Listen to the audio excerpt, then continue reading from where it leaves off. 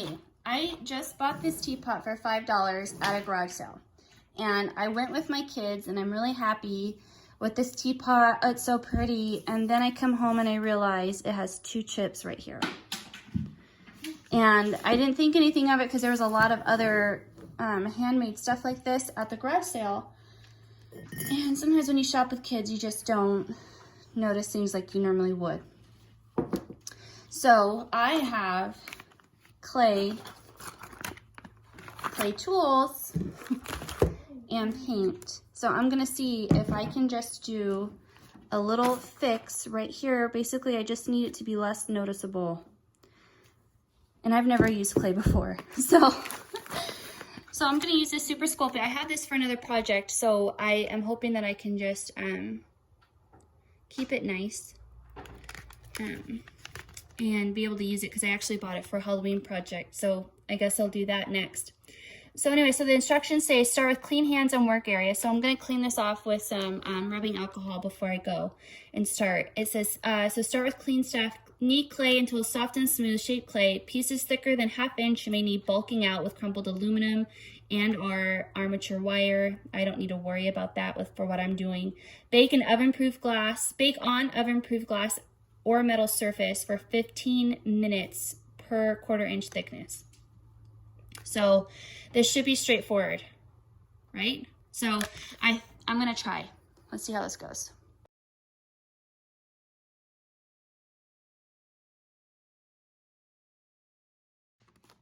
Oh, okay, so upon opening it, like, it's not sealed or anything, so I think I'm fine. So I'm just gonna take off a little bit, and from what I've seen people do on TV is they just do that. I don't know, we'll see. I'll just keep the camera rolling and do what I do. Like I said earlier in my video, I have never used Sculpey clay before. I've seen tons of people use it in videos, but I thought, well, you know, I already spent $5. This isn't returnable, so let's see what happens. And you know what, you guys, I had a really good time.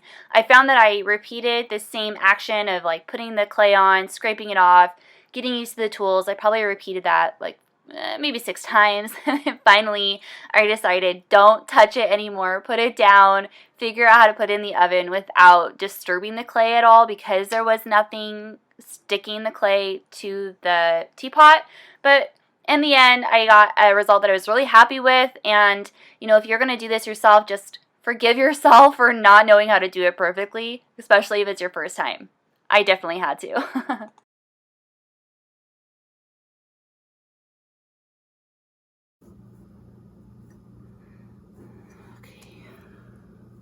I'm wet. Ooh. What?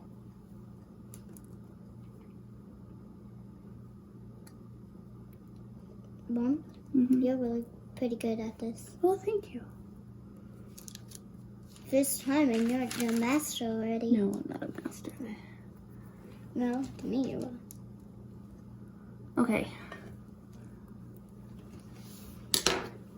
I'm making a snake sculpture. Okay, so I filled it in as best as I could. And it's as even as I can. See, every time I touch it, I take part of it off. But I think that's as good as it's gonna get. Yeah, so I'm gonna go ahead. All right, I'm gonna go ahead and bake it. And then after that, we'll just try to paint it so it's not as noticeable.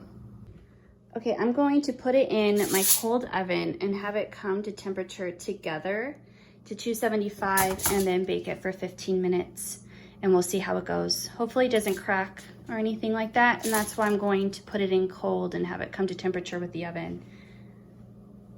Okay, it's done, and I realize what you're probably thinking is that I didn't put an adhesive on it at all. So we shall see if this is successful or if I have to redo this with an adhesive. We'll see.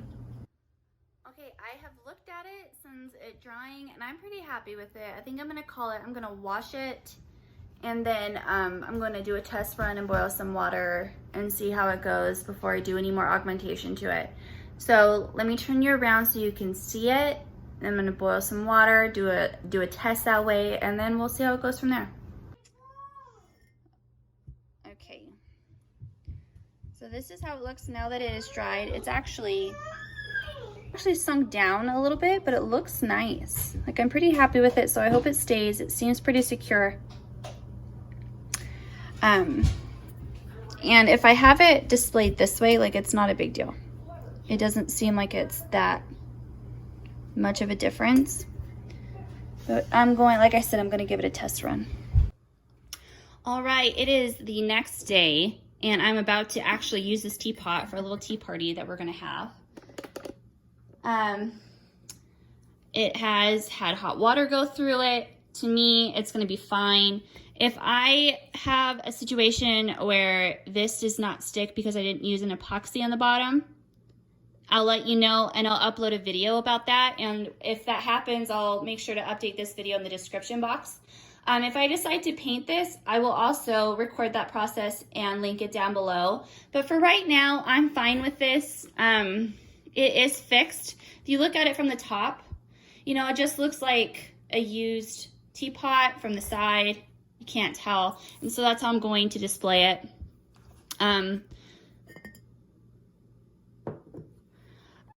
I am editing the video right now, and I have used this teapot for over 30 days. We've had multiple tea parties with this, and I have to say I'm really happy with the fix that I made. I have not needed any new epoxy. I decided to leave it as it is, not to paint it. My eye does not gravitate towards the fix at all. I'm very happy. Everything I did in this video, I would recommend to you based on if it's similar to the kind of clay that I had. I'm really happy. I don't feel like I need to do any further adjustments or repairs. So thank you for watching, you guys. I really hope you enjoyed this video. Please subscribe to my channel. I will have more repair videos coming to you soon. If you like this video, hit that big thumbs up button. That's so helpful to me. And I hope you have a great day. Thanks for watching.